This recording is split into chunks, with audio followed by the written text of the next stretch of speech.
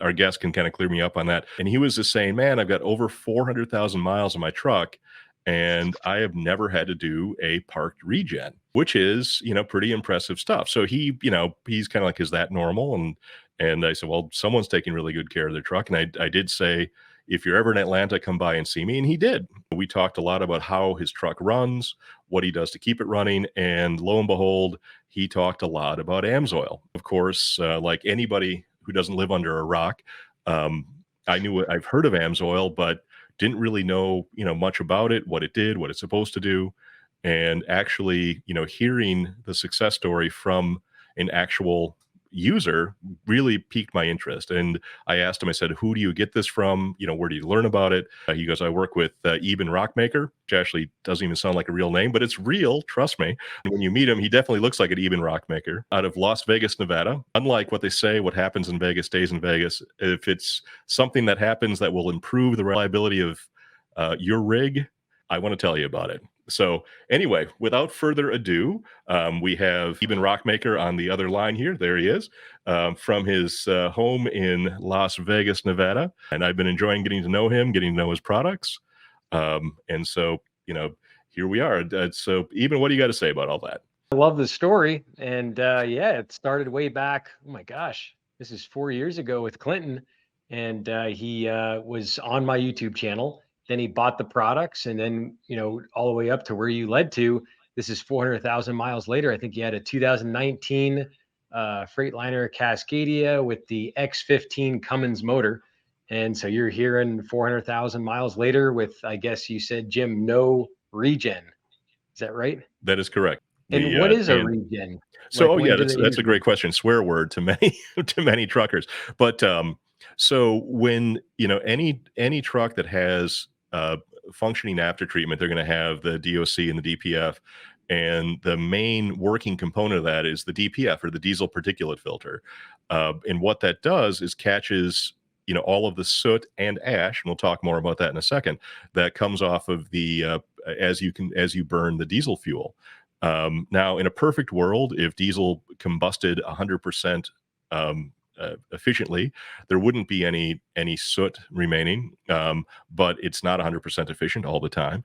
And so sometimes you do have some soot that does pass down the exhaust pipe, and you want to keep that out of the air that we breathe, because it's pretty noxious. That stuff goes into the DPF filter, and where it gets trapped, like any filter, like a vacuum cleaner filter or a coffee filter, the stuff you don't want to get into the into the air, into what you drink, is caught in the filter.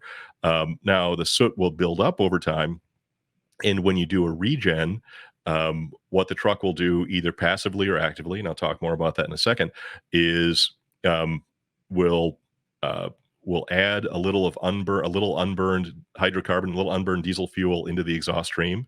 That passes down and then tickles the DOC, the diesel oxidation catalyst. That has several precious metals in it, which are, write these down, platinum, palladium, and rhodium.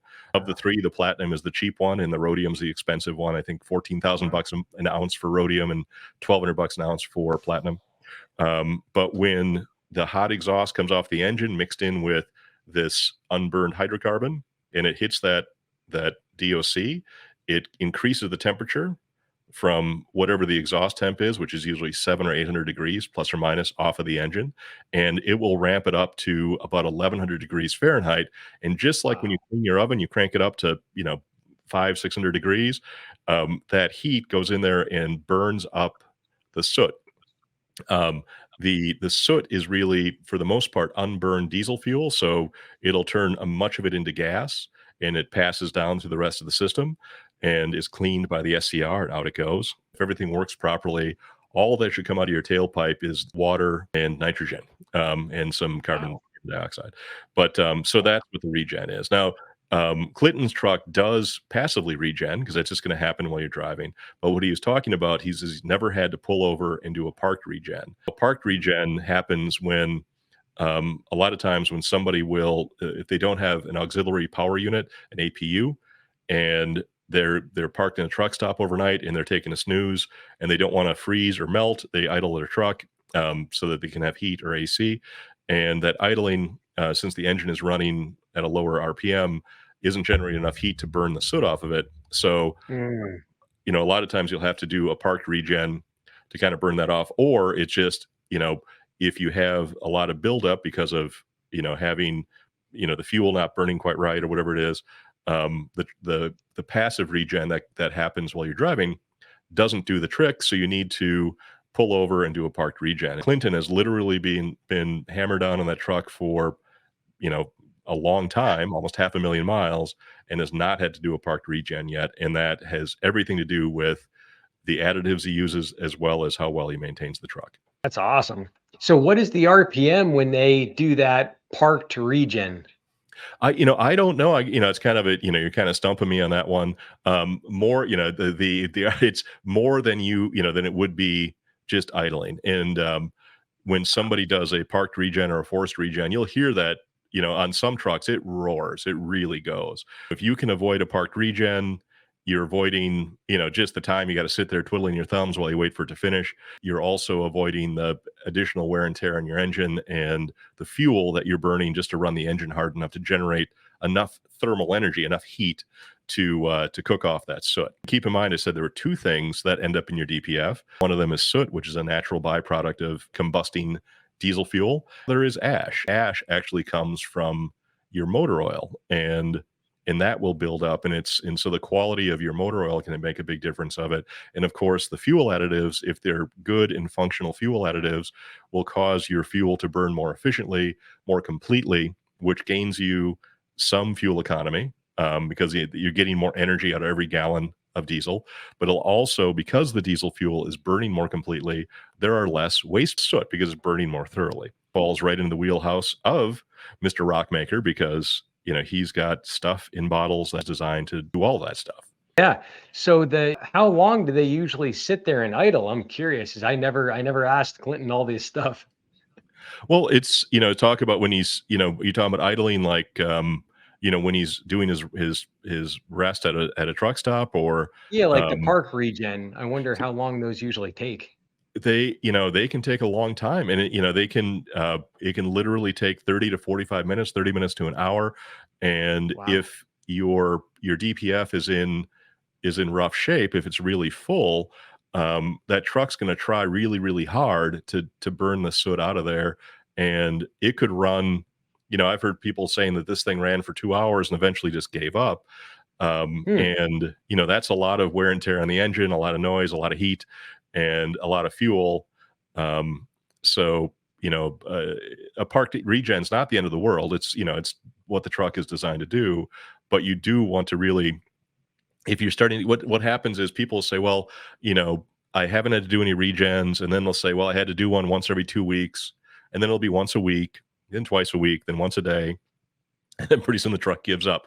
So if you do have a truck that hadn't called for parked regens, and it's starting to call for them more and more, that can indicate that, it's time to get something cleaned up.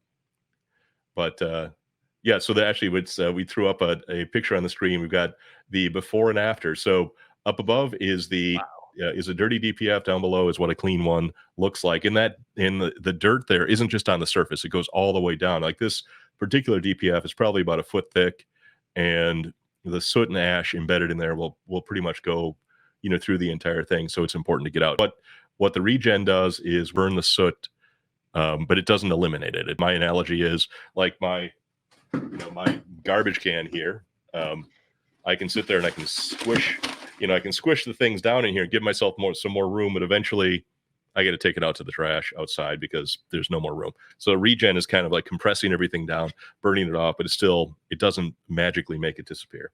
Parked regen will buy you time, but it's kind of telling you that it's time to start thinking about getting stuff cleaned out. I wonder, by the time it's time for a regen, it sounds like that DPF filter is about what, a third clogged?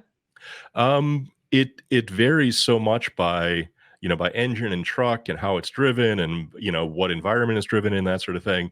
But generally speaking, that's probably, I don't know if it's a third or 2/3 or a half, but basically it's telling you that it's getting to be time. And so I always tell people, if you're starting to get parked regens, you don't want to be someplace where you're rolling the dice on that, where all of a sudden you're up in the mountains with 55,000 pounds in the box and you're stuck and calling for a tow. Parked when a truck calling for parked regens, it's just really telling you that, my stuff isn't breathing as well as it should be. I'm doing the best I can to get stuff out, to burn the soot off, but plan on in the next few weeks to get things cleaned up so you're not stuck on the side of the road and being towed somewhere. So by the time they're ready for a regen, they're probably already losing fuel mileage. Like, do you have any idea, talking to some of your customers, like how much they're already losing? I mean, it varies so much, but kind of the rule of thumb and what people find in, doing more analysis of larger fleets, the difference between a clean DPF and a dirty DPF, increase your fuel economy with, going from a dirty DPF to a clean DPF, increase your fuel economy by up to 5% and power and Wow. what have you. You think about it, I Wow. mean, it's, a plugged up DPF, really like a banana in your tailpipe, and makes a big difference. And so I'm not saying you have to get your DPF cleaned every 10 minutes, but can't remember the last time you got it done, you might want to get it done. I love that. That's going to be great for the viewers. Yeah. So one of the things we were talking about now, again, I think talking about fuel additives might be kind of more of a second conversation to have, because it's Sure. a little more difficult to put your finger on. But a lot of my customers will run, motor oil, run Rotella. One thing Clinton does, he does 100% AMSOIL, 100% synthetic oil. Clinton and I had a conversation last week about motor oil, and he was talking about some of the research that's been done as far as like how much oil you consume, the lubricity of oil from day one to until when it's one half, all of that. Now remember, soot is put into your filter from incomplete combustion of diesel fuel, and the ash comes from burning metals out of from your motor oil.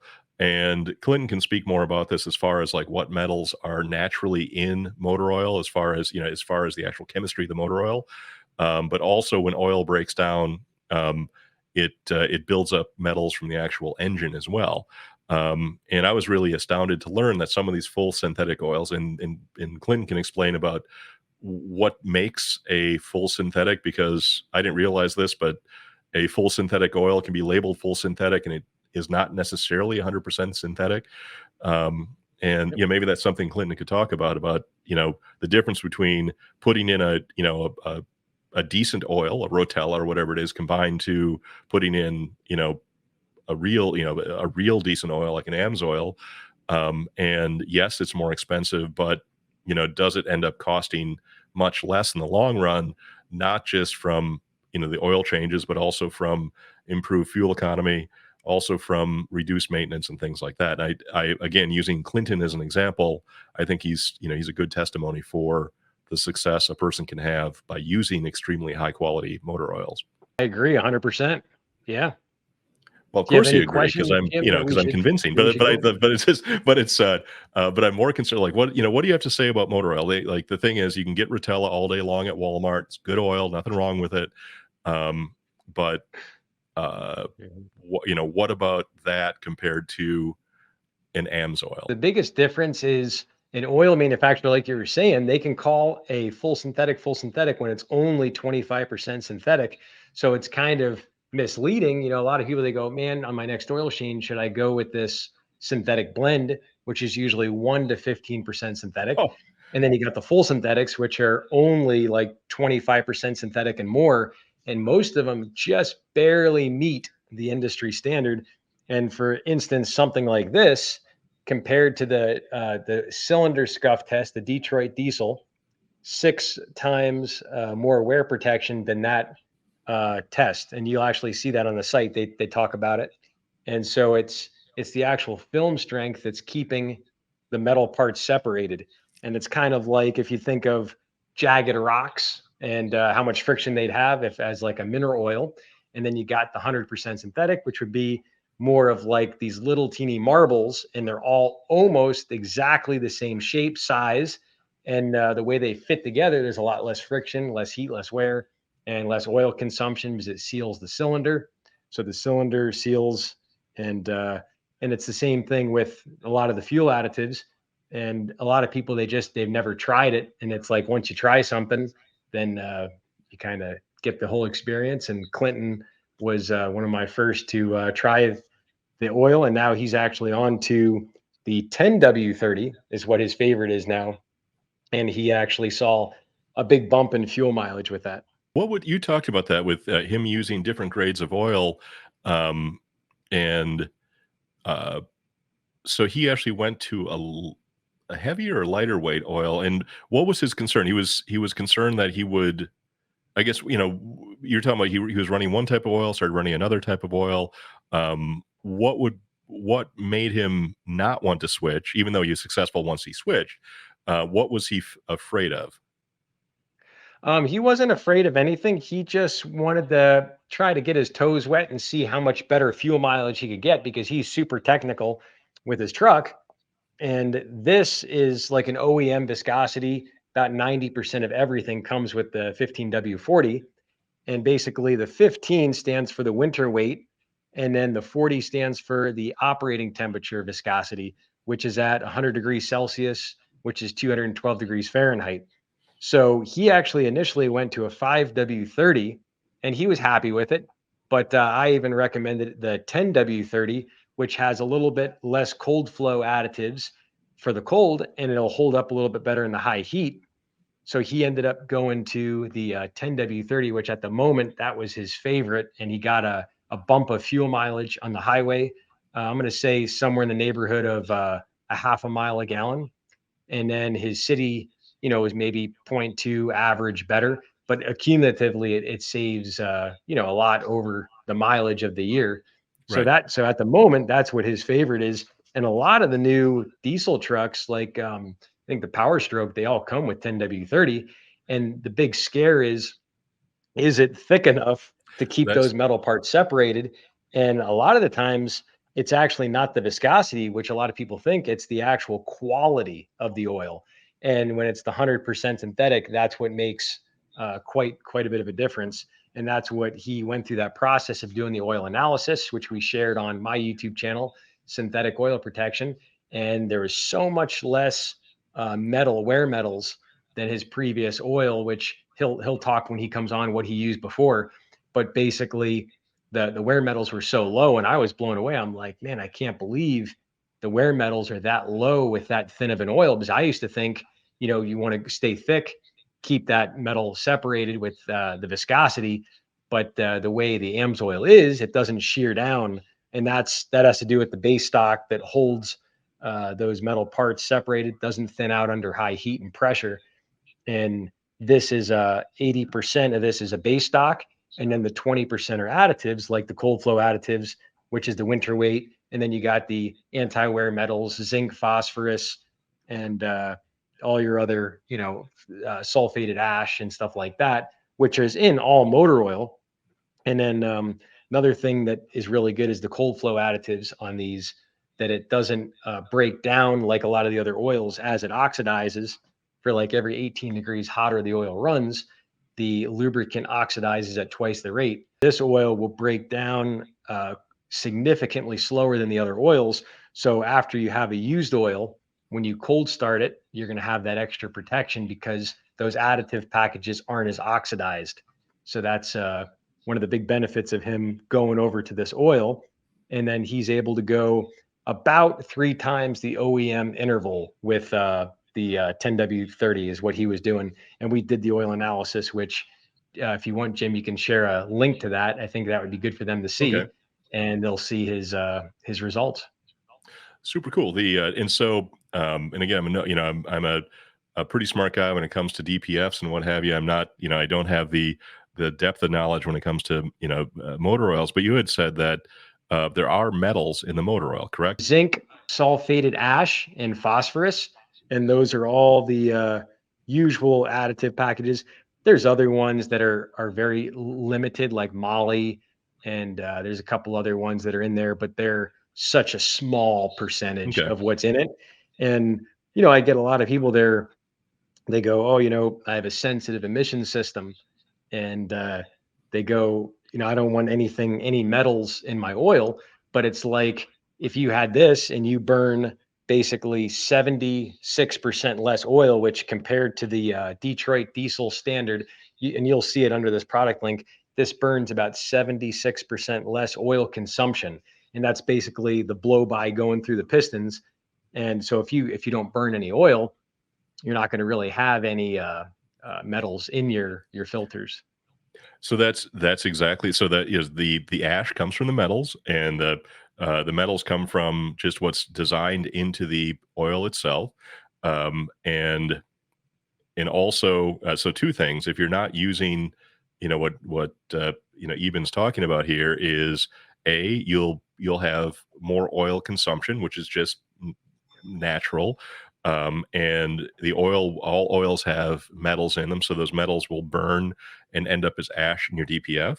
And you actually, use different motor oils. You have more piston wear, and the wear is basically, grinding down very slowly on your metal parts in your engine. And then those metals get into the oil, and the oil burns, and out it goes. So, I can actually tell the difference when I'm looking at a DPF, the quality and how frequently they change their oil, just based upon how much ash is in and the color of the ash. Believe it or not, you can actually see, when we flush those filters and capture that. You can be like, this guy has an oil problem because he's got a lot of, there's more ash in here. Question for my viewers back on my channel: what would someone that runs Rotella, the usual 15W40 Rotella, how often, and I know you don't know, it depends on the truck, I'm sure, but roughly how often do you think they would be doing their cleaning with you? All things being equal, and not not being able to control the quality of oil and things like that, you're probably looking at a recommended DPF cleaning interval of about 160,000 miles. Now, I tell people to, it's not that if you go 161,000 miles, your truck's going to come to a screeching halt. I don't mean that. But that's kind of, and that number has been determined by looking at large fleets of literally 100,000 or 200,000 trucks. And the 160,000 miles is is kind of the number. Now, if you've got a well-maintained truck with, good oil and everything else, that number could be double that. You could be at, 300, 360. Or like in Clinton's case, he's at over 400,000 miles and hasn't had to do a forced regen in that entire amount of time, which he might, again, he might go 600,000 miles safely and comfortably without needing a DPF cleaning. And, maybe we should hide this video, because if everybody does this, I won't have any customers. So, but no, I mean, it wouldn't surprise me if Clinton, gets to 500,000 or 600,000 miles before he needs to get a DPF cleaning. And even then, his truck won't be shut down on the side of the road. It'll just be ready. So my viewers, so for them to know roughly what would on Clinton's X15 2019 Freightliner Cascadia, roughly what would the cleaning cost on his truck? You would have some cost for a mechanic to take, everything off the truck. And it's not an incredibly technical job. I mean, some handy drivers do it themselves. But so you'd have a cost to remove it off the truck. We'd clean it the next day, because we do a 24-hour turnaround time. You'd have, the mechanic would come back and put everything back on the truck, hook up his computer, reset soot levels, maybe regen the truck. And, that's one number. And it's probably, and again, it's going to vary, but you're probably going to spend $800 for a mechanic, plus or minus, to take everything off, remove, reinstall, reset. The 3 R's. It's like the pirate sound, R. So that's that. And then on our side, we're going to be wanting to clean two main components. One is the DOC. We talked about the diesel oxidation catalyst. That's the one with the 3 metals. What produces the heat during a regen to cook the soot off. That's the first thing that the exhaust passes through. So even though it's not a filter, it's more like a screen door. It still does build up soot. And for every 100 grams of soot that we get out of a DPF, there'll be 10 grams in the DOC.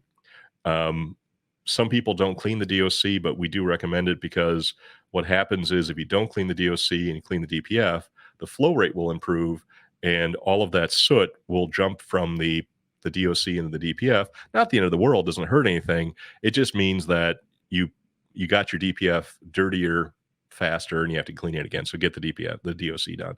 But then you're going to also do the DPF, Now, in our case, you're usually looking at about 125 bucks. Again, this is going to be on like somebody with a typical um, Cummins type engine. A Detroit's different 'cause it's got a one box, it's got more parts to it. But the DOC, 125 bucks, DPF around 300, $295. So you're 420 bucks, which I think Elon Musk would find very amusing. And that's for the cleaning. And then you're going to want to you'll need to replace the graphite gaskets. That might run, for all your gaskets might be 75 or 100 bucks. And you'll probably, need some new clamps. That's another, 150 bucks or so. So you're going to be in the $400 to $500 for the DPF and DOC cleaning, a couple $100 for the replacement clamps and gaskets and things like that. Spend around 1,600 bucks all in every 400,000 miles. Though we do tell you to come in every 160, but if you run your truck right, you can stretch that quite a bit. Nice. And what is the usual downtime for some of these guys that, like on Clinton's truck, what would that turnaround time be? How long do you think that truck would be off the road? We understand that if the wheels aren't turning on these trucks, you're not earning money, right? And so, ideally you'd want somebody to handle this in a preventative, sort of they're not, they don't have a load, they're not, desperate. But so we want to get you in and out in 24 hours, which is how long the process takes. So That's great. yeah, so that, we want to have somebody like, for instance, a truck, they dropped off filters today. They'll be able to pick those filters up tomorrow, like 11 o'clock, 1 o'clock, and get them back on the truck and get rolling. So we don't want somebody waiting on us for more than a day. And we actually do need that time, because even if we start the filters at 8 o'clock in the morning, every filter we do does get a full bake or a overnight regen. And that's, even after it's been cleaned, we still do that process because we want to get everything out of the filter. We don't want to leave anything behind. We want that filter to be like new. So there's as much room as possible in that filter. Even though as much as we love our customers, we want to see them as infrequently as possible. So if we were to partially do the job, it would still be good enough to get the truck running again.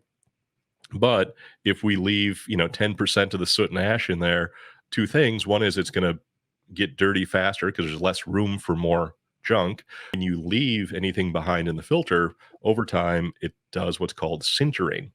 And sintering is when you have particulate matter and you don't quite melt it, but you get it hot enough where it starts to become like concrete, kind of becomes like a solid piece, and it doesn't want to come out of the filter. And Wow. so that's that, you want to avoid that. And that's why people will talk about, oh, I thought you could only clean a DPF filter twice or three times. And the reason that they're familiar with that is because, they're used to processes that don't get everything out. So that leaves that little plug in, the next time leaves a little bit more and a little bit more in. And eventually that filter is basically, almost full by the time you put it back on the truck. And so that's where someone will say, I'll clean it twice and throw it away.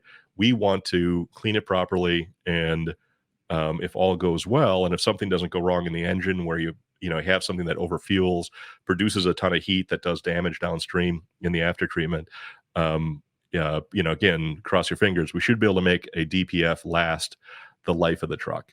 That's our goal. Love that goal. That's a beautiful thing. And I love hearing that, I always like to connect with people that do the right thing. And when Clinton told me about this, I said, I'm in, I want to talk to you. On a truck like Clinton's, given he brings it to you and you clean it properly, roughly how many cleanings would be realistic that DPF filter would last for?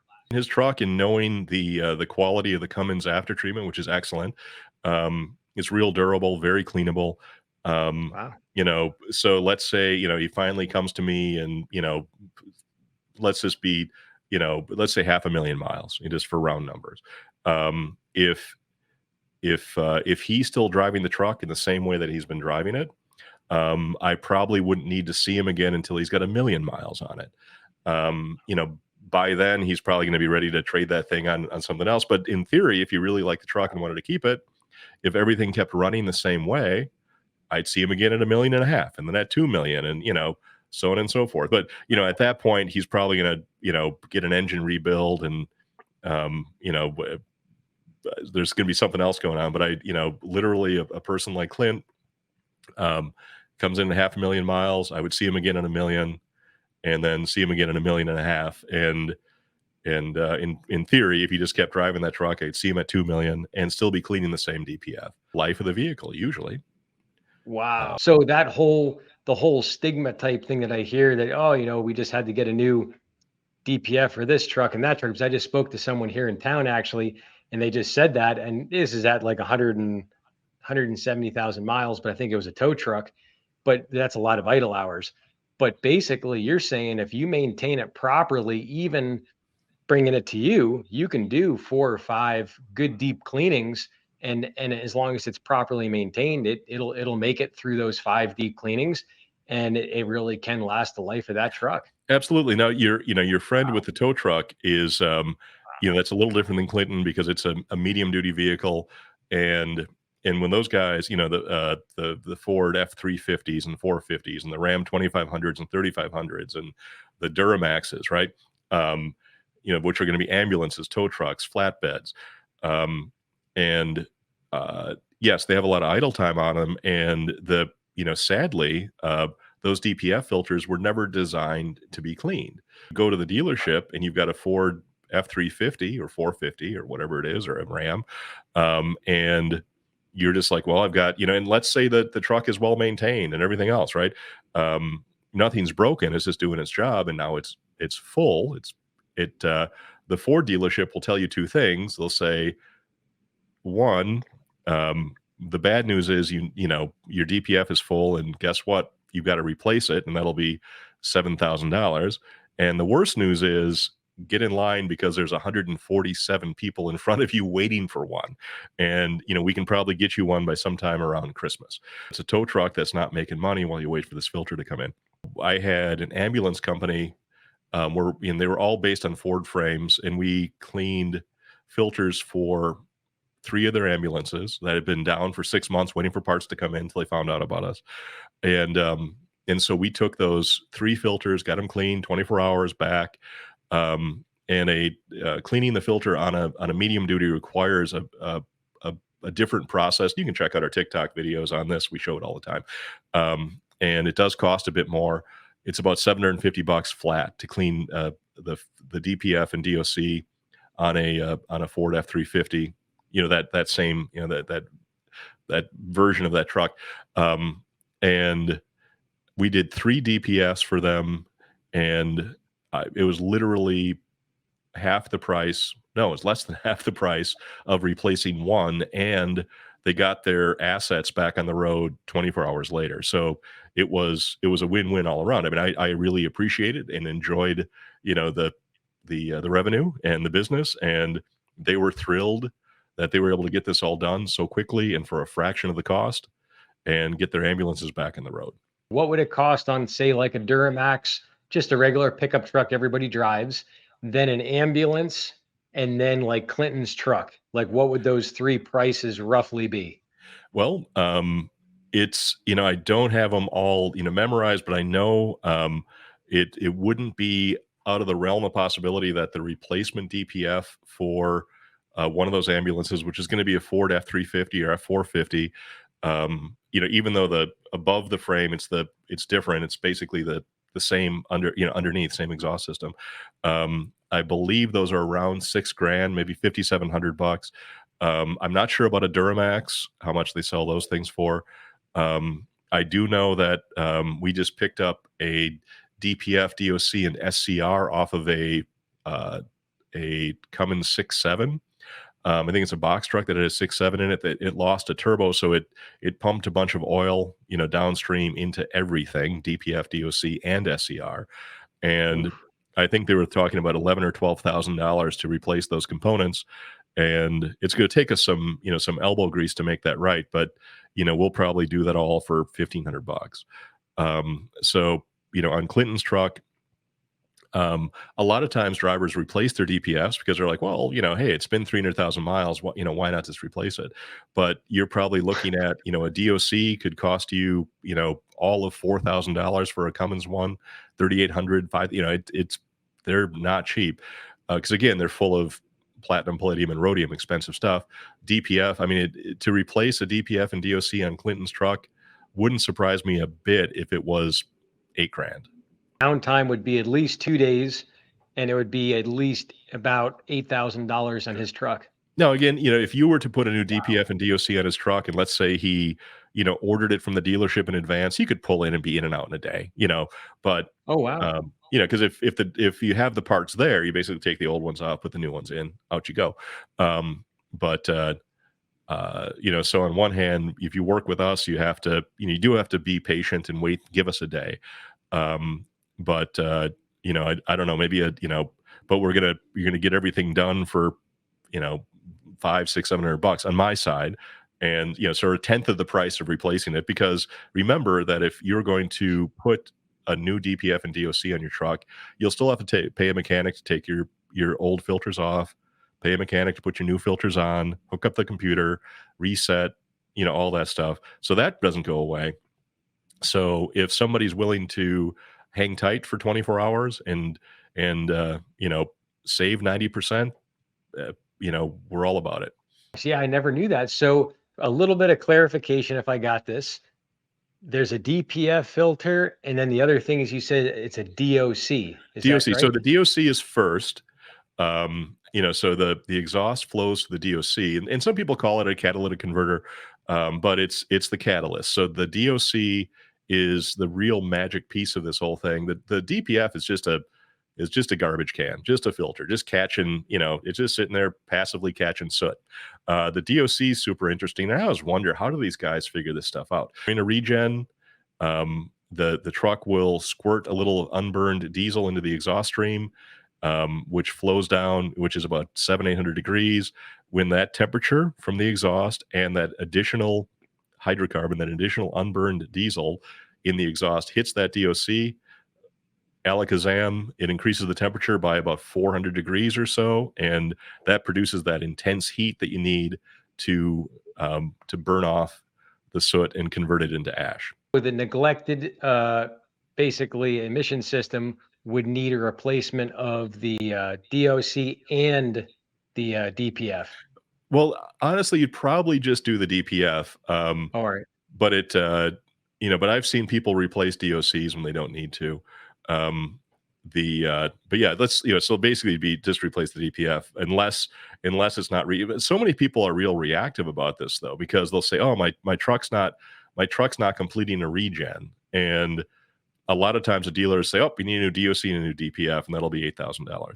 And a lot of times the reason it's not completing the regen has nothing to do with anything being wrong. It's just that there's so much junk in the DPF that the regen process is no longer capable. Again, it would be like, just cleaning your oven and never, and never brushing the the burned off stuff out of it. Eventually you're going to have no room for your turkey because it's full of burned off pie crust and whatnot. So with the DOC, that one usually doesn't have to be replaced. But if they just go to the dealer and sometimes they just go, oh, we'll just replace both of them. People that don't know better, they'll just get both replaced. Correct. Now, sometimes the DOC does, there are cases where the DOC does go bad, and it's so, again, it's actually so simple if you know what to look for as far as in the diagnostic, looking at temperatures and things to know if the DOC is okay. But a lot of people don't know. Even the mechanics just don't. They're like, oh, they follow the trouble tree. They don't, and they're like, when you tell them what temperatures to look at, they're like, oh, that makes so much sense. I wish I would have known that.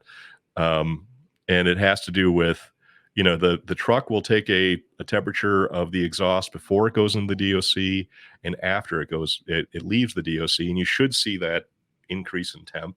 And I don't want to get too far in the weeds here, but there's a thing called temperature inversion. And basically, in a nutshell, that just means that your DPF starts identifying as a DOC. Because remember, the DOC's job is to produce heat to burn off the emissions product.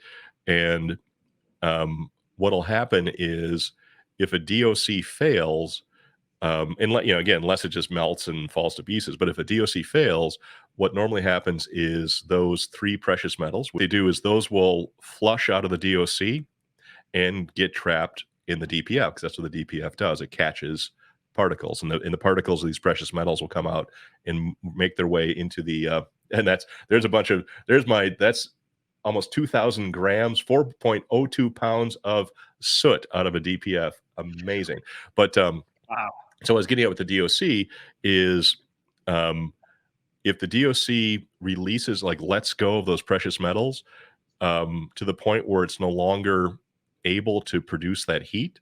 And there's a couple things that can cause it, but one of them is if coolant gets into the system, the glycol, or whatever the chemical is in the coolant, can cause the adhesives that attach these precious metals, platinum, palladium, and rhodium. Those precious metals will work their way down into the DPF.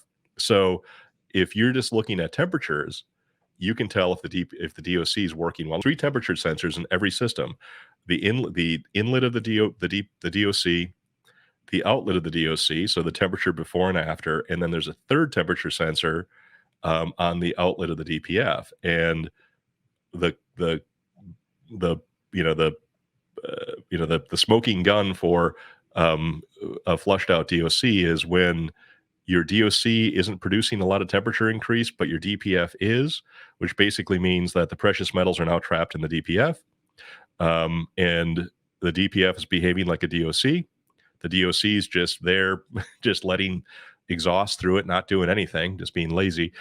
So then you would have to replace your DOC. But just knowing what temperatures to watch can really tell you, can save you a lot of time trying to sort through this. When you do the DPF cleaning, do you clean the DOC and the DPF at the same time?